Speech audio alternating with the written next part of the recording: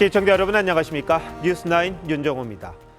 우리 국군의 막강한 위용을 즐기며 자랑스러운 대한민국을 과시하는 하루였습니다. 건군 76주년 국군의 날을 맞아 하늘엔 최신의 전투기들과 미 전략폭격기 B-1B 랜서가 날아올랐고 땅엔 괴물 미사일로 불리는 현무5가 처음으로 그 위용을 드러냈습니다. 첨단 선진 무기들도 총출동했는데 크고 작은 도발을 이어가는 북한엔 강력한 경고 메시지를, 국제사회엔 우리의 방산기술을 선보이는 기회가 됐습니다. 먼저 황선영 기자가 기념식 현장부터 전해드립니다.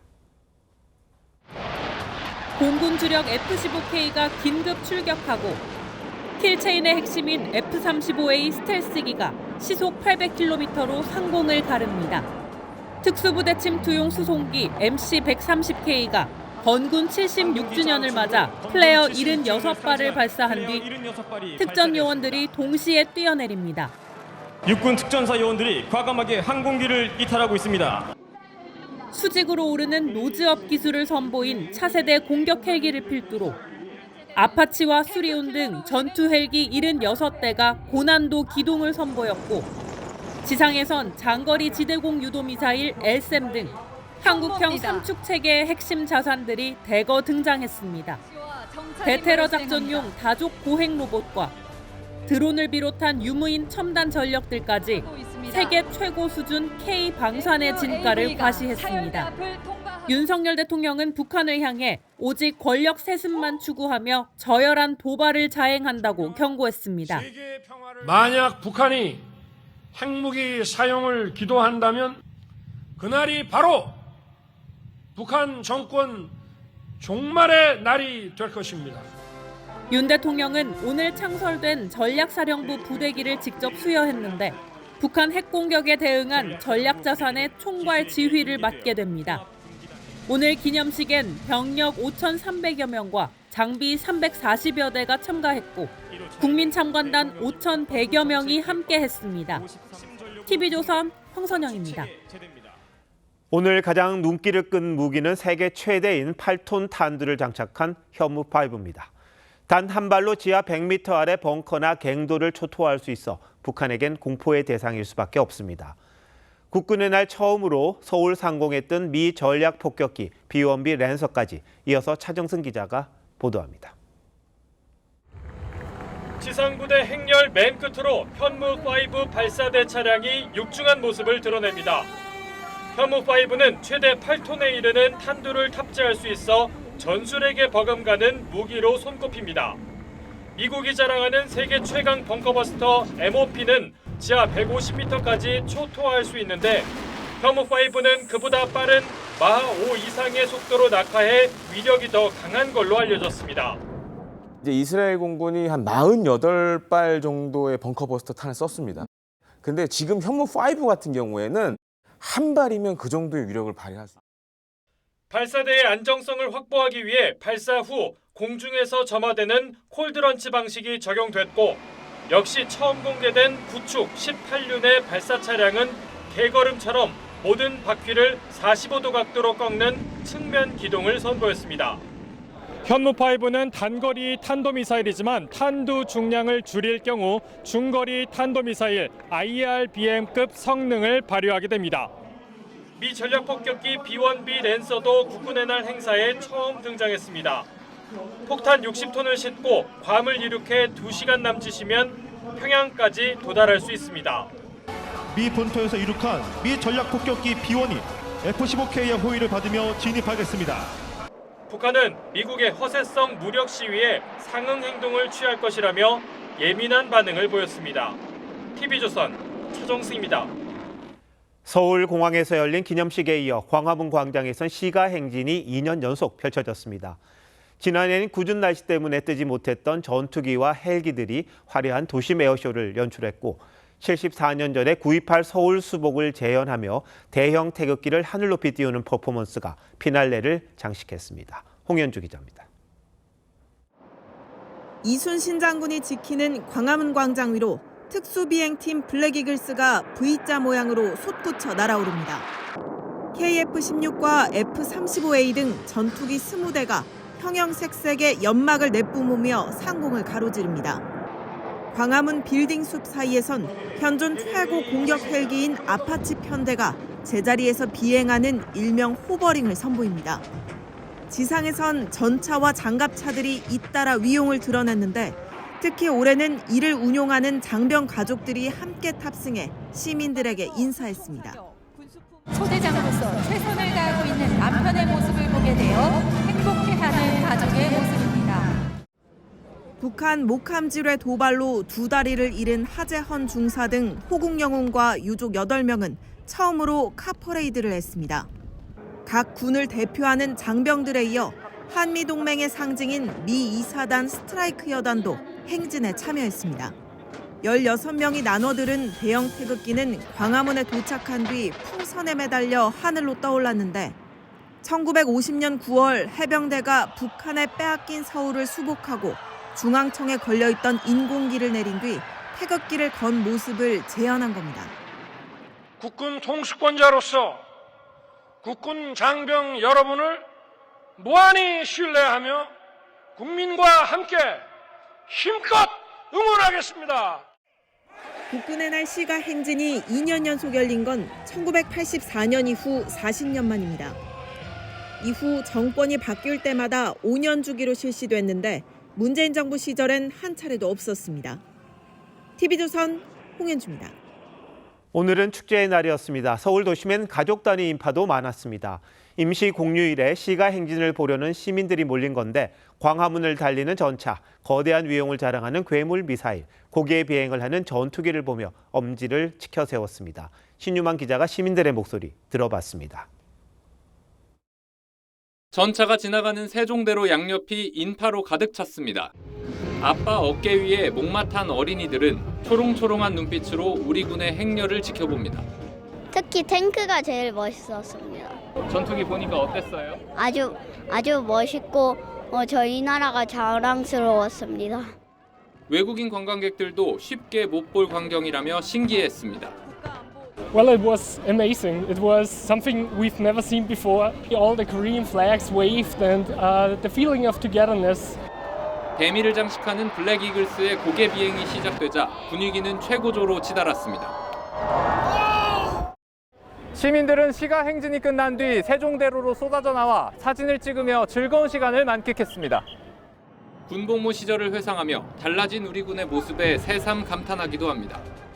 군대 다시 갈 뻔했고 안에 있을 때랑 또 다르게 또 나와서 보니까 되게 크고. 근데 정말 내가 대한민국 국민이라는 게 정말 자랑스럽다. 상당히 강군이고 기계화도 잘 돼 있는 대한민국이구나. 오늘 행사를 위해 서울 세종로와 세문안로, 종로 등이 5시간 가까이 통제됐고 269개 버스 노선이 우회로를 이용했습니다. TV조선 신유만입니다. 검찰은 어제 이재명 민주당 대표에게 징역 3년의 중형을 구형하면서 여러 근거를 제시했습니다. 위증교사 자체가 중대한 사법질서 교란 행위라 위증보다 더 엄하게 처벌하는 경향도 있지만 이 대표가 비슷한 일을 지금도 하고 있다는 점을 들었습니다. 백현동 재판 때 성남시 공무원에게 전화를 걸어 거짓 증언을 유도했다면서 엄벌을 요구한 겁니다. 황병준 기자가 검찰 주장을 정리했습니다.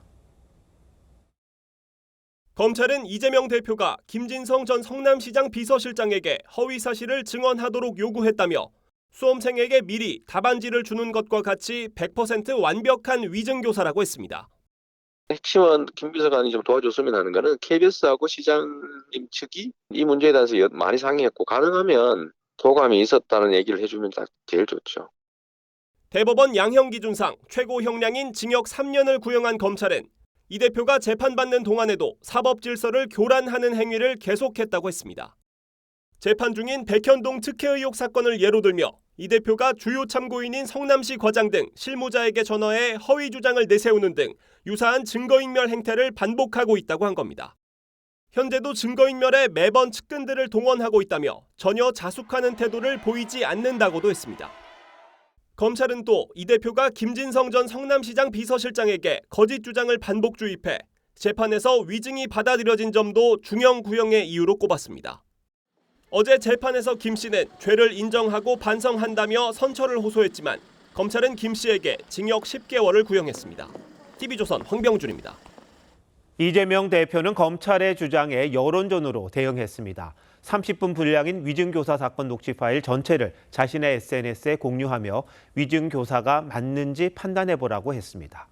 하지만 녹취 내용과 함께 같이 기소된 김진성 씨의 법정 증언을 따로 올리면서 자신에게 유리한 부분을 강조했다는 지적도 있습니다. 국민의힘은 후안무치한 행태라고 비판합니다. 장세희 기자의 보도입니다.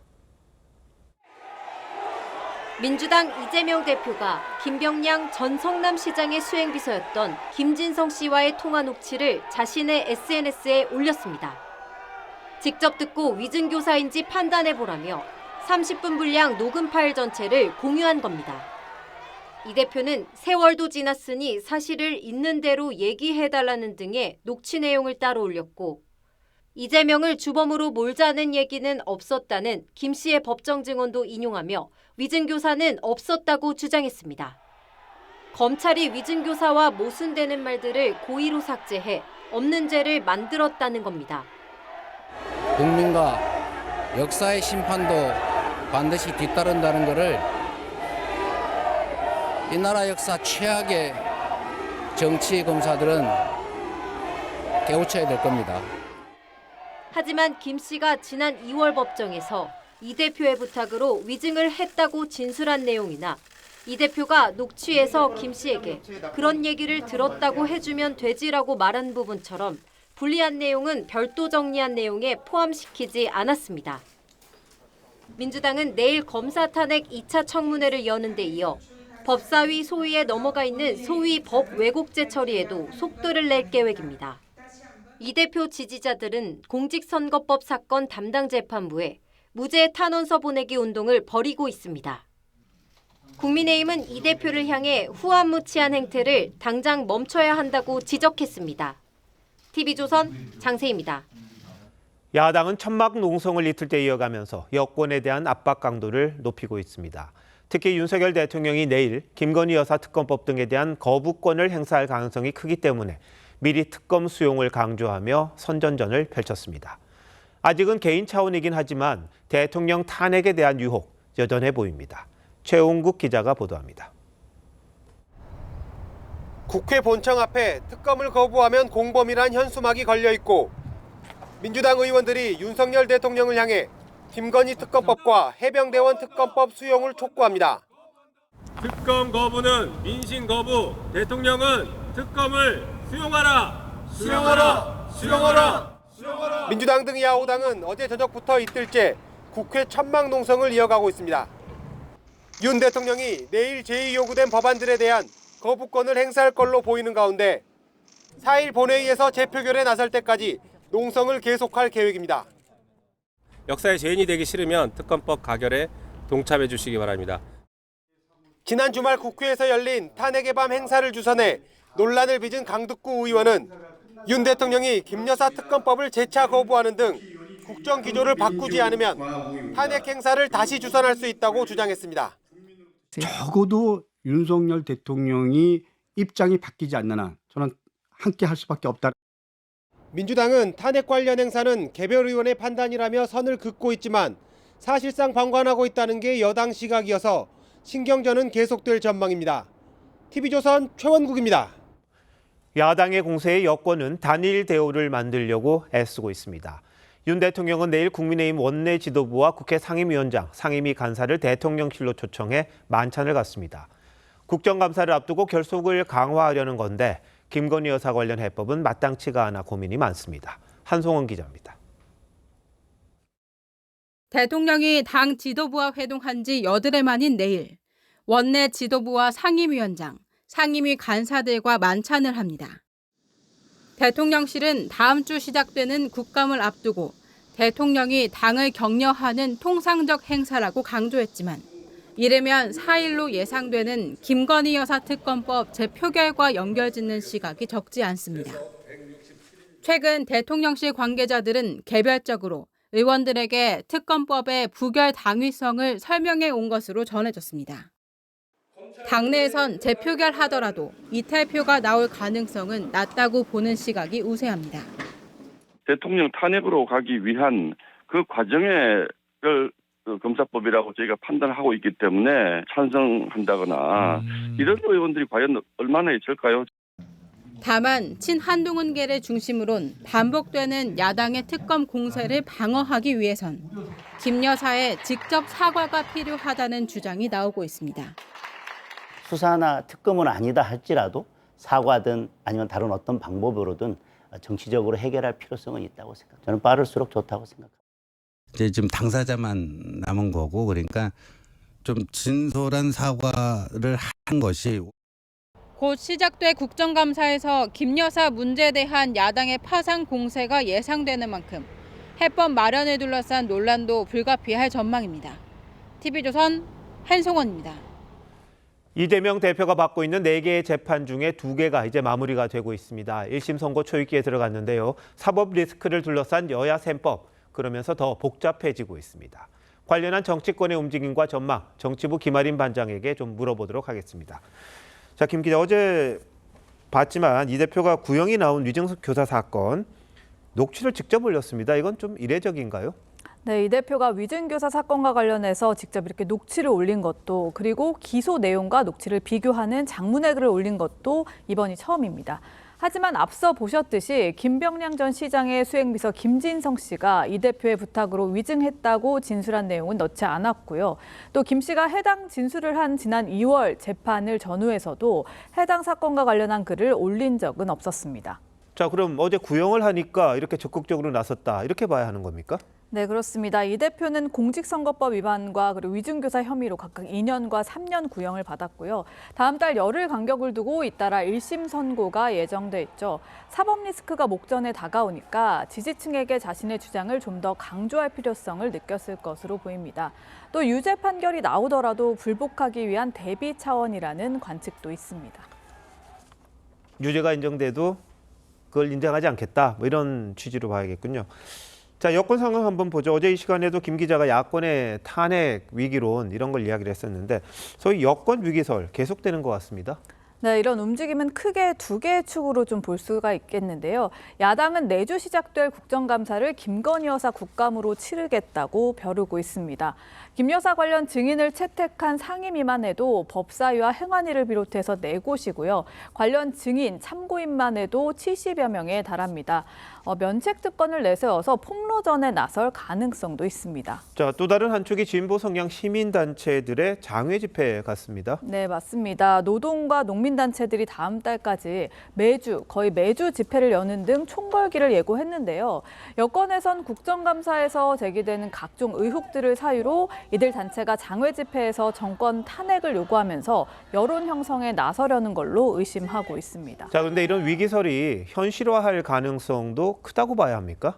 현재까지 제기되고 있는 의혹들을 보면요, 좀 실체가 드러난 건 없다는 점에서 희박하다는 전망이 많습니다. 다만 최근 심상치 않은 움직임들을 유심히 봐야 한다는 지적이 적지 않은데요.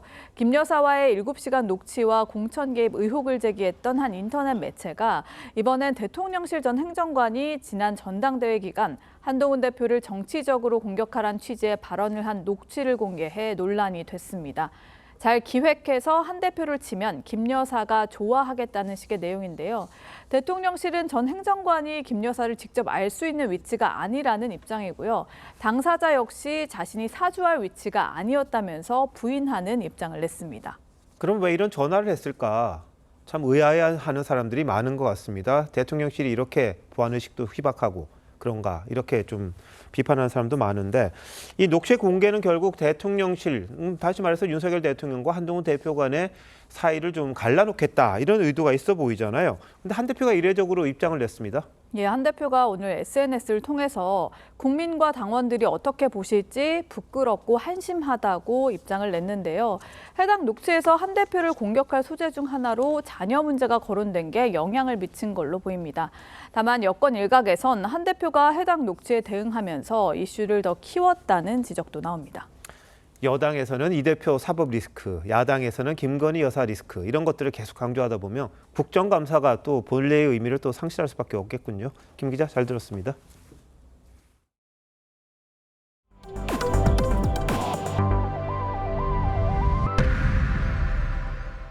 가을이 왔구나 실감한 하루였습니다. 늦더위에 시달린 뒤 찾아온 선선한 날씨라 더 반가웠는데요. 도심 곳곳은 가을을 만끽하려는 나들이 객으로 북적였습니다.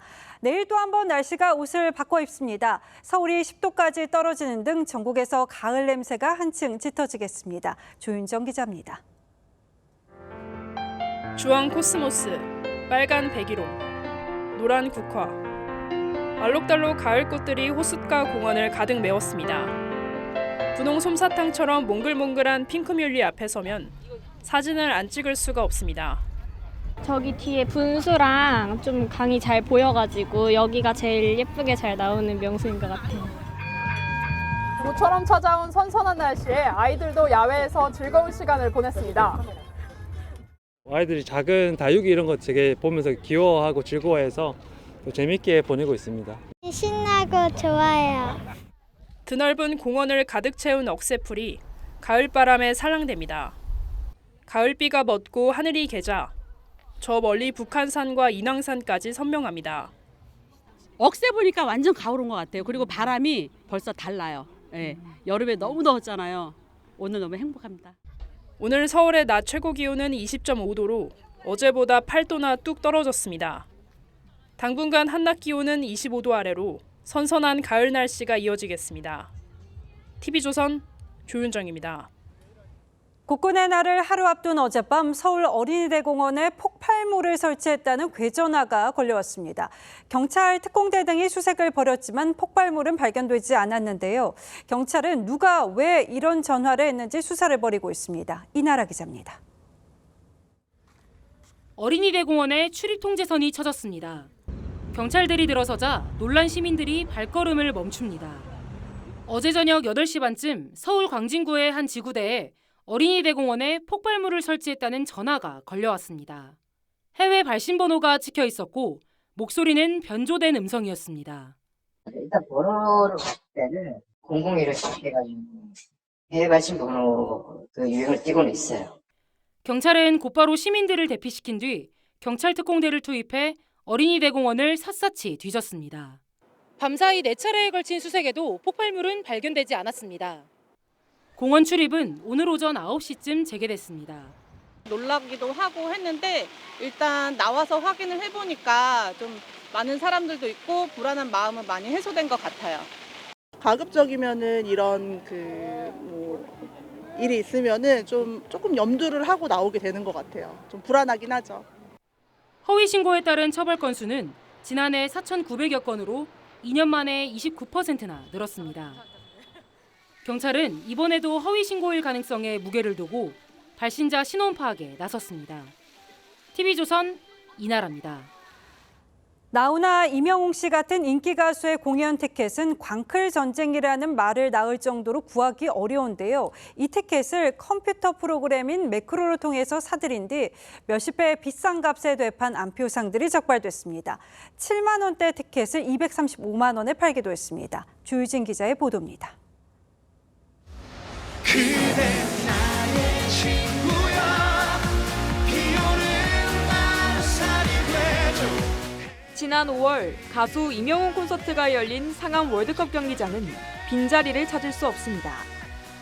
예매 시작과 동시에 매진됐는데 18만 원짜리 표가 SNS에서 80만 원에 거래됐습니다.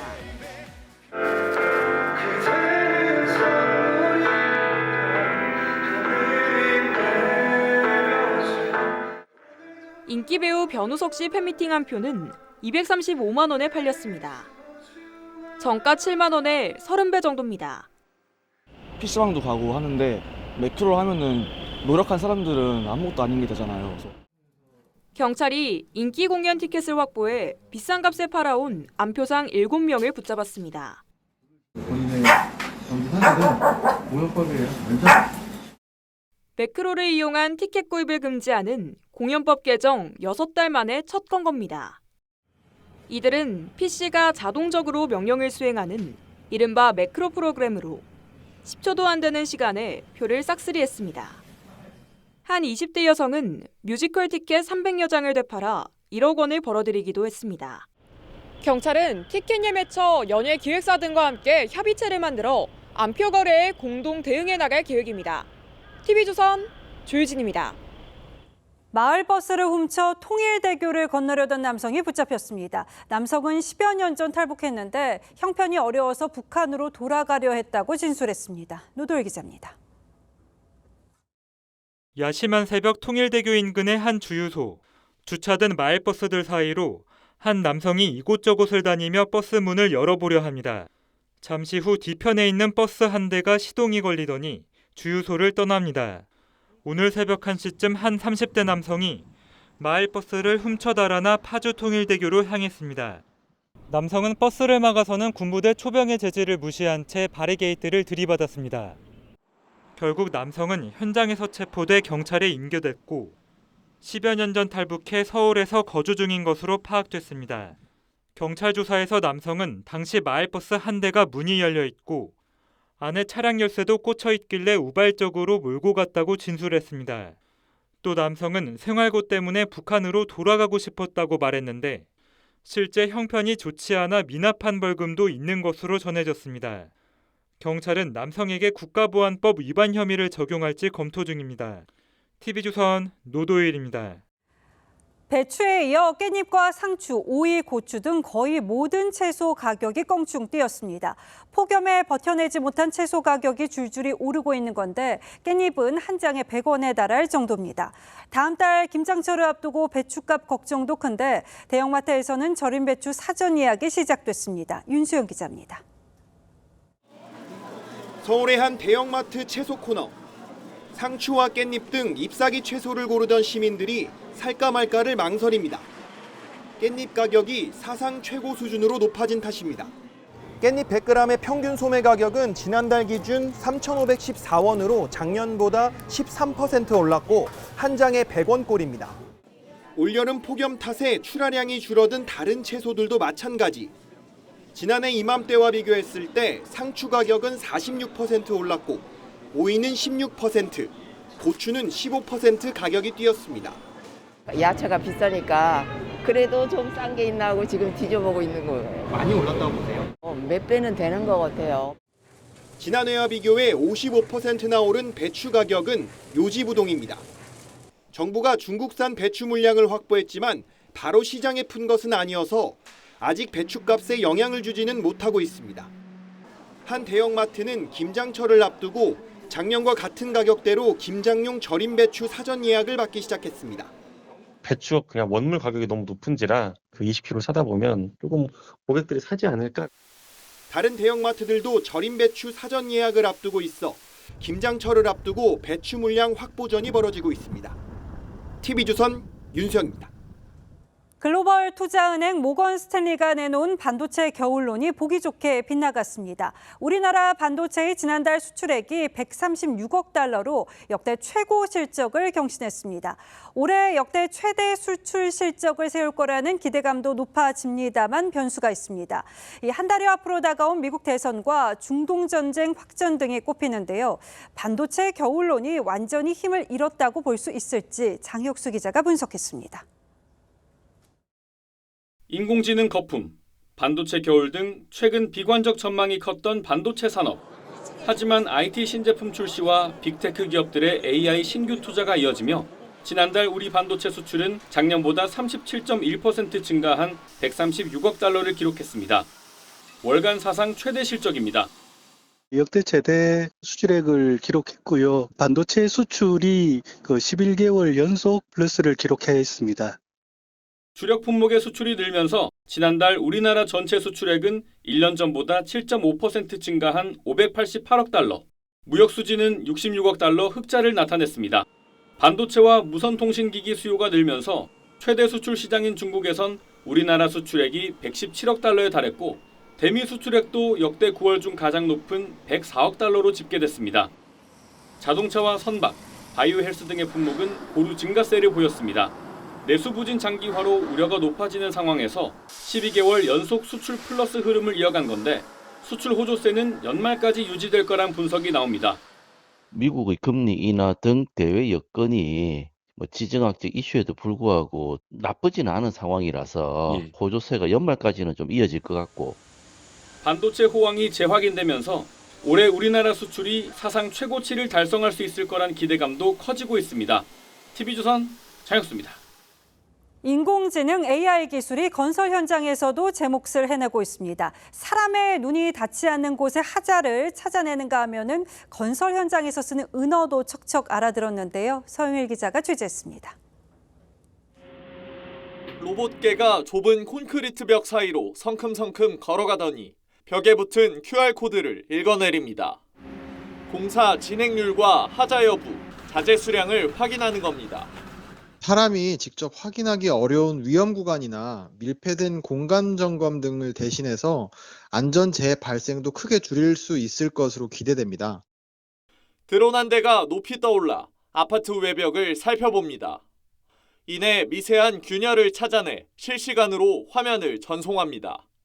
AI 기술이 접목된 CCTV는 중장비 이동 경로와 열려있는 구멍 등을 확인해 건설 노동자들이 위험에 빠지지 않도록 미리 알려줍니다. 한국인 직원이 외국인 노동자들에게 작업 지시를 내립니다. 야기리 설치할 때 반드시 설치한 다음에 기리바리 바로 좀 설치를 해주시고 기리바리 하부에는 쐐기목 설치를 부탁드리도록 하겠습니다.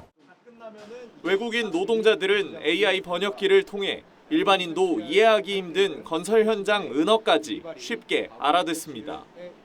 이처럼 건설 은어를 말하면 각국 언어로 동시에 번역할 수 있습니다. 동시에 통역이 가능하고 또한 이제 건설 현장 은어 같은 것들도 같이 이제 번역이 동시되다 보니까 이제 작업 지시를 내리거나 그런 거에 대해서 좀 더 원활하게 AI 기술이 속속 도입되면서 건설 현장도 첨단화하고 있습니다. TV조선 서영일입니다. 시중은행이 대출 금리를 또 줄줄이 인상하고 있습니다. 늘어나는 가계부채를 이대로 뒀다가는 연내로 전망되고 있는 한국은행의 기준금리 인하도 어려워질 수 있다는 우려 때문인데요. 또 은행만 배불리는 것 아니냐는 지적이 나옵니다. 최수용 기자입니다. 지난 8월 7억 원대의 수도권 아파트를 사려고 계약서를 쓴 40대 A씨. 12월 잔금일을 앞두고 밤잠을 설치고 있습니다. 4억 5천만 원을 대출받아야 하는데 주택담보대출 금리가 계속 오르고 있기 때문입니다. 계약서를 쓰고 나니까 갑자기 은행권에서 금리를 올리기 시작하더니 1% 이상까지 올리는 경우가 많고요. 많게는 4.6% 이상까지 당연히 부담이 되는 금액이고요. 우리와 신한, 국민은행은 이달부터 주택담보대출과 전세대출 금리를 0.1에서 0.45%포인트 올리기로 했습니다. 7월부터 22차례나 금리를 올리다 이복현 금감원장의 제동으로 잠시 주춤했지만 금리를 올리면 쉽거든요. 저희가 사실 원래 바람은 그런 방식보다는 체계적으로 좀 더 자기들의 포트폴리오를 관치 논란 끝에 다시 자유를 강조하자 은행권이 또 금리 인상 카드를 꺼내든 겁니다. 대출 규제가 본격적으로 시작된 9월 들어서도 주택담보대출이 줄어들지 않자 극약 처방에 나선 겁니다. 문제는 시장 흐름에 역행하면서까지 대출 수요자들에게 부담을 지우고 있다는 점입니다. 한국은행이 기준금리 인하 초읽기에 들어가면서 시장금리는 떨어지고 있는데 시중은행들이 인위적으로 가상금리를 올려 이자 장사를 하고 있다는 지적이 나옵니다. TV조선 최수영입니다. 의대생들의 휴학계를 아직까지 각 대학이 받아주지 않고 있는데 서울대 의대가 휴학을 승인했습니다. 의대 증원에 반대하는 사실상의 동맹 휴학을 인정한 셈이어서 교육부는 현지 감사를 추진하겠다며 즉각 대응했습니다. 이렇게 하는 이유가 뭔지 임서인 기자가 취재했습니다. 의대 증원에 반발해 지난 1학기부터 휴학계를 내고 수업을 거부하고 있는 의대생들. 전국 40개 의대 2학기 출석률은 3%에 채 미치지 못하고 있습니다. 이런 상황에서 서울대 의대가 어제 학생들의 1학기 휴학계를 일괄 승인했습니다. 서울대 관계자는 휴학 승인 최종 결정권자인 의대 학장이 자체적으로 휴학 승인을 결정했다며 학생들이 복귀하더라도 남은 기간 동안 1년치 교육이 어렵다고 판단한 것으로 보인다고 전했습니다. 의대 교육은 굉장히 타이트하게 진행이 되기 때문에 한 달만 빠져도 정상적으로 진행이 될 수가 없는 것이었고 이에 대해 동맹 휴학을 불허한다며 학사 운영까지 조정해 수업 복귀를 독려한 정부는 독단적이라며 유감을 표명했습니다. 교육부는 서울대 의대 휴학 승인이 대학 본연의 책무를 저버린 매우 부당한 행위라며 즉각 현지 감사를 추진하겠다고 엄정 대응을 예고했습니다. 하지만 각 대학들에선 휴학이 불가피하다는 주장도 이어지는 상황. 휴학을 허용하지 않으면은 학생들은 유급하거나 이렇게 해야 되거든요. 교육부가 이제 허용을 해줘야 되는데 때문에 다른 의대에서도 집단 휴학 승인이 이어질 것이란 전망도 나옵니다. TV조선 임서인입니다.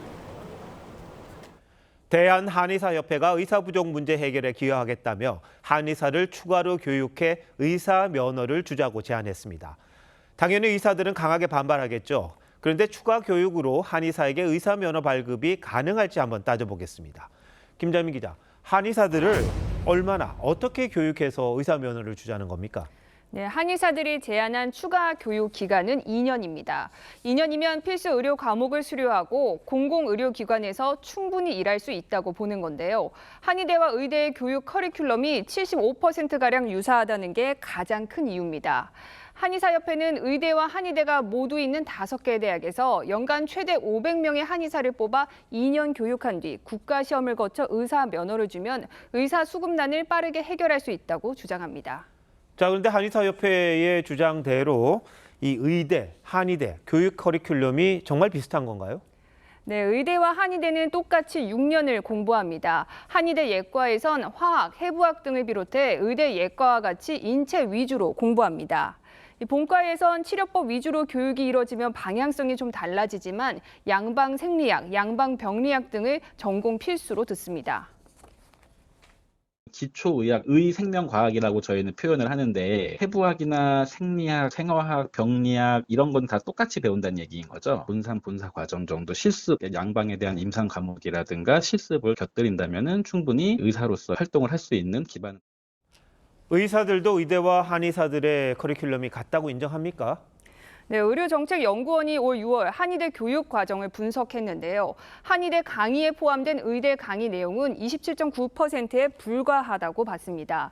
의대 교과서에 비해 다루고 있는 질병의 범위와 가지수도 적은 데다 한의학 교수가 가르치는 현대의학 교육은 의미가 없다고 분석했습니다. 결국 한의대 교수님이 가르칠 거란 말이에요. 근데 이분 자체도 보면 수술할 거를 CT나 MRI를 모르고 있다는 얘기예요. 75%가 겹치든 100% 겹치든 제대로 학생들한테 환자를 치료할 수 있게 만드는 게 중요한 거잖아요. 사실 한의사들의 의사 면허 취득은 수건 사업 같은 거잖아요. 근데 의사들은 계속 반대할 수밖에 없을 것 같고요. 네, 의대와 한의대의 통합 움직임이 없었던 건 아닙니다. 2015년 정부와 의사협회, 한의사협회가 의료 일원화 특별위원회를 만들고 의대와 한의대를 통합하기로 했지만 무산됐습니다. 의료계의 의견 분열이 심했기 때문인데요. 의사의 절반만이 의료 일원화에 찬성했고 일원화 방식은 한의대와 한의사 제도를 폐지해야 한다는 게 70%가 넘었습니다. 자, 근데 좀 궁금한 게 중국이나 일본도 다 전통의학이 있는데 그 나라들은 어떻게 합니까? 네, 중국은 전통의학인 중의학을 문화유산으로 여겨 교육과 면허, 의료기관 모두 통합해 운영하고 있습니다. 대만은 우리처럼 이원화 체계지만 중의와 서의, 이중 면허를 획득할 수 있는 8년 복수 전공 과정이 있습니다. 일본은 전통의학을 공식적인 의료체계에서 인정하진 않지만 의과대학 내에서 전통의학을 가르칩니다. 의료 사태가 장기화하니까 의료계 내부의 분열뿐만이 아니라 의료계 캐캐모 같은 과제들도 하나둘씩 드러나는 것 같군요. 김 기자, 잘 들었습니다.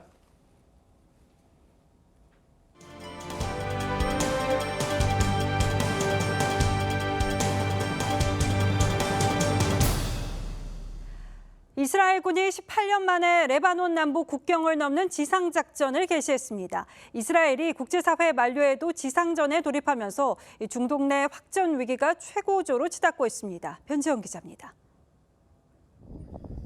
어둠이 짙은 새벽, 장비를 점검한 군인들이 레바논 남부로 향합니다. 국경지대에선 수차례 폭발이 일어납니다.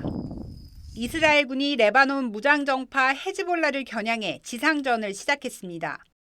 레바논 국경을 넘은 건 18년 만입니다. The first time that Israel has actually confirmed that they are sending troops into southern Lebanon since the 2006 war with Hezbollah. 탱크와 장갑차 120여 대가 집결했는데 사실상 전면전 개시라는 관측입니다. 이례적으로 이란 국민들을 향한 대국민 성명도 나왔습니다. The people of Iran should know Israel stands with you. May we together know a future of prosperity and peace. 헤즈볼라는 즉각 맞대응에 나섰습니다. 이스라엘 정보기관 모사드 본부에 미사일을 발사해 부상자가 발생했습니다. 앞서 이란도 함께 맞서겠다고 했지만 헤즈볼라에 대한 병력 지원엔 선을 그었습니다. 미국은 중동의 추가 파병을 결정하고 이스라엘의 방어권을 지지한다고 밝혔습니다. 다만 내부 여론은 싸늘합니다. 이스라엘은 바이든 대통령이 휴전을 촉구한 직후 지상전에 돌입했는데 미국의 외교적 노력이 무시당하는 굴욕적인 일이 벌어졌다고 외신들은 분석했습니다. TV조선 변재영입니다.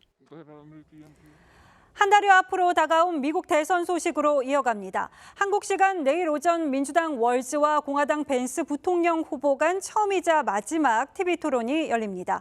두 후보 모두 백인 흑수저 출신임을 강조하면서도 서로 다른 전략을 내세울 걸로 보이는데요. 관전 포인트 워싱턴 이태영 특파원이 분석했습니다. And I got to tell you, I can't wait to debate the guy. I absolutely want to debate Tim Walz. 첫 TV 토론을 하루 앞두고 민주당 월즈와 공화당 벤스 후보는 막판까지 준비에 매진했습니다. 두 사람은 가난한 백인 가정 출신이란 공통점이 있지만 살아온 길은 극과 극입니다.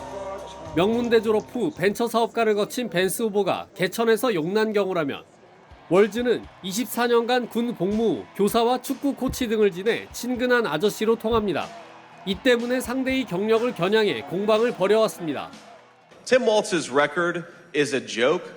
He's been one of the most far-left radicals in the entire United States government at any level.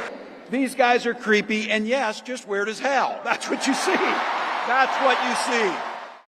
특히 이번 토론은 90분간 상대 발언 중에도 마이크가 꺼지지 않아 치열한 난타전이 예상됩니다. 대선 후보들은 미 남동부를 강타한 허리케인 헐린의 비상입니다. 최소 130명이 숨지고 600명 넘게 실종 상태인데 민주당 해리스 후보는 선거 유세를 취소하고 재난 대응에 돌입했습니다. 공화당 트럼프 후보도 피해 지역을 찾아 정부 비난에 열을 올렸습니다. 대선 후보들이 경합주를 휩쓴 허리케인 대응에 나선 사이 2인자들의 이번 맞대결이 초박빙 구도에 어떤 변수가 될지 미 정가에서 촉각을 곤두세우고 있습니다. 워싱턴에서 TV조선 이태형입니다. 이시바 시게루 자민당 신임 총재가 일본 새 총리로 공식 취임했습니다. 이시바 내각도 출범했는데 면면을 보면 방위력을 강화하고 한일 관계를 이어가겠다는 의지가 뚜렷해 보입니다만 최대 계파인 아베파가 내각 인사에서 제외돼 정권 운영에 변수가 될 가능성이 크다는 분석입니다. 신인석 기자입니다. 石破茂君を内閣総理大臣に指名することに決まりました。 이시바 시게루 자민당 신임 총재가 일본 102대 총리로 선출됐습니다. 총리를 포함해 새 내각 주요 직책은 우리의 국방장관격인 방위상 출신 인사들로 꾸려졌습니다. 안보 매파인 이시바가 주장하고 있는 아시아판 나토 창설과 자위대 헌법 명기 등 방위력 강화를 위한 포석이란 평가입니다. 合衆国に自衛隊の訓練基地を作るということは極めて有効なことだと思っております。 한일 관계는 기시다 정부의 유연한 외교 노선을 계승할 것으로 보입니다. 외무상엔 이와야 다케시가 낙점됐는데 2018년 한일 초계기 갈등 당시 방위상을 지냈지만 임기 중 양국 간 안보 협력을 강조하기도 했던 인물입니다. 정부 대변인인 관방장관은 기시다파인 하야시 요시마사가 유임됐습니다. 이시바 본인도 일본의 전쟁 책임을 인정해온 데다 과거 윤석열 대통령의 리더십으로 한일 관계가 극적으로 개선됐다고 평가한 바 있습니다. 다만 이시바가 당내 비주류로 입지가 불안정한 점은 변수로 꼽힙니다. 이번 내각 구성은 20명 가운데 12명이 파벌이 없고 13명은 입각 자체가 처음인 쇄신 인사란 점이 특징입니다. 최대 계파인 아베파는 한 명도 없는데 이 때문에 당내에서 격한 반발의 목소리도 나오고 있습니다. 이시바는 오는 27일 조기 총선으로 국민 심판을 받겠다며 승부수를 띄웠습니다. TV조선 신은서입니다. 120년 전통의 런던 심포니를 시작으로 빈 피라모닉 등 세계적 오케스트라가 내한합니다. 여기에 등판만 하면 매진을 기록하는 피아니스트 조성진, 이윤찬과의 협연까지 예고했습니다. 장동욱 기자입니다.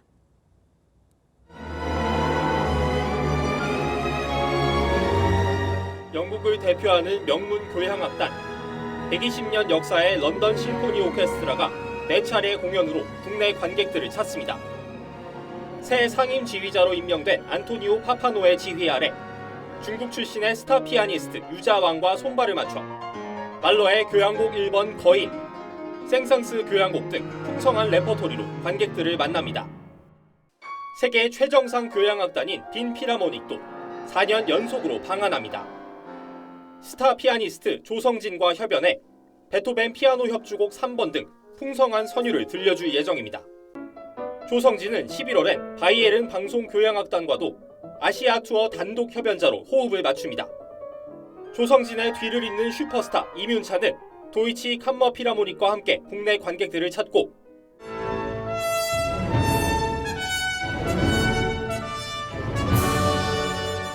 우리나라를 대표하는 지휘자 정명훈 또한 이탈리아의 라 페니체 오케스트라와 함께 오페라 라 트라비아타의 콘서트 버전을 선보입니다. 우리나라에서 활동하는 아티스트들도 많기 때문에 그걸 해외에서도 알아주지 않는 건가? 국내 교향악단으로는 서울시향 역시 음악감독 정재일과 함께 기생충과 오징어 게임의 선율로 서울숲 공원을 채우며 호평을 받았습니다. 저명한 교향악단들의 주요 무대로 자리 잡아가는 대한민국. 늦게 찾아온 가을이 클래식의 선율로 듬뿍 물들 전망입니다. TV조선 장동훈입니다. 프로야구 사상 최초로 열린 5위 결정전에서 KT가 SSG를 꺾고 포스트 시즌 진출에 성공했습니다. 외국인 타자 로하스가 홈런 2개를 날리는 활약으로 짜릿한 역전승을 이끌었습니다. 이다솜 기자입니다. 가을 야구의 마지노선 5위를 차지하기 위한 운명의 한판. 기선제압은 KT의 몫이었습니다. 1회 2번 타자 로하스가 선제 솔로 홈런을 날리며 만원 관중을 열광시킵니다. SSG도 곧바로 반격에 나섰습니다. 3회 정준재가 동점 적시타를 때리며 승부의 균형을 맞춘 데 이어 5회 역전에 성공했습니다. 어제 홈런 2개로 SSG의 5위 결정전 진출을 이끌었던 최정이 오늘도 해결사 역할을 해냈습니다. 바뀐 투수 소영준을 상대로 1타점 적시타에 성공하며 경기를 뒤집었습니다. 최정은 8회에도 가운데 담장을 넘기는 솔로 홈런을 날렸습니다. SSG는 승기를 굳히기 위해 8회 김광현을 등판시키는 승부수를 던졌지만 결과는 실패였습니다. KT의 해결사는 이번에도 로하스였습니다. 무사 1-3루에서 김광현의 실투를 놓치지 않고 받아쳐 역전 3런 홈런을 날렸습니다. 타격과 동시에 직감할 수 있는 비거리 125m의 큼지막한 홈런이었습니다. KT는 마무리 박영현이 세이브에 성공하며 치열했던 승부에 마침표를 찍었습니다. 4대3으로 승리한 KT는 내일 잠실야구장에서 두산과 와일드카드 결정전을 치릅니다. 한편 롯데 레이에스는 NC와의 리그 최종전에서 202안타 고지에 오르며 KBO 리그 시즌 최다 안타 신기록을 작성했습니다. TV조선 이다솜입니다.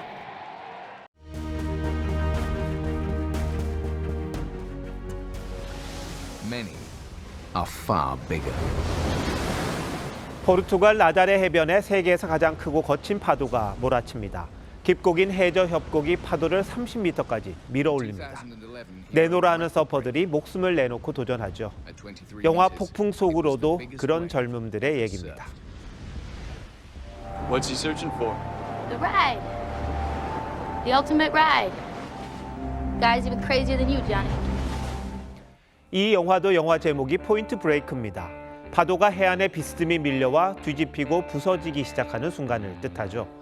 파도의 터널을 뚫고 가느냐 아니면 파도에 매몰돼 쓰러지느냐는 결정적인 순간입니다. 지금 우리 전국이 그렇습니다. 한껏 덩치를 부풀린 대결과 증오의 파도가 곧 뒤집혀 덮칠 듯합니다. 이재명 대표 사법 리스크와 김건희 여사 특검법이 맞서는 경랑의 10월이 시작됐습니다. 이 대표 위증교사 사건이 결심 구형을 마치고 선고일이 11월 25일로 잡혔습니다. 선거법 선고 열흘 뒤입니다. 다른 재판들은 대선 전에 대법원 판단이 나오기 쉽지 않을 거라고 합니다. 1심 선고가 다가온 두 재판이 이 대표의 정치 운명은 물론이고 전국의 향방을 가르는 분수령입니다. 위증교사 사건은 법원이 이 대표 구속영장을 기각하면서도 따로 이유를 밝혔습니다. 혐의는 소명된 것으로 보인다. 이 대표는 최고형을 구형한 검찰을 향해 목소리를 높였습니다. 국민과 역사의 심판도 뒤따를 것이다. 김 여사 이슈를 고리로 한 야권 단체들의 대통령 퇴진 집회도 본격화하고 있습니다. 연말까지 이어간다는 탄핵 집회의 향배 역시 11월 선고가 좌우할 전망입니다. 갈수록 커가는 김 여사 리스크, 여론 흐름의 중대한 변수로 떠올랐습니다. 대통령이 특검법의 즉각 거부권을 행사하지 않은 건 눈길을 끕니다. 새 특검법은 사실상 야당이 특별검사를 정하게 돼 있습니다. 그래도 법리의 옳고 그름보다 민심을 누그러뜨리려는 가시적인 변화가 훨씬 절박합니다. 이 파도를 슬기롭게 뚫지 못하면 나라가 자칫 혼돈의 폭풍 속으로 휩쓸릴지도 모릅니다. 모든 것이 대통령에게 달렸습니다. 10월 1일 앵커 칼럼 오늘 폭풍의 10월이었습니다.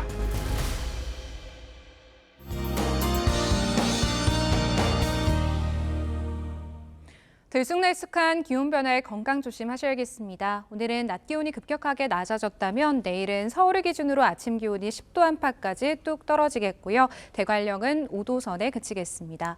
오늘 밤까지 전남과 경남 서부에, 내일 이른 새벽까지 제주도에 비가 더 이어지겠습니다.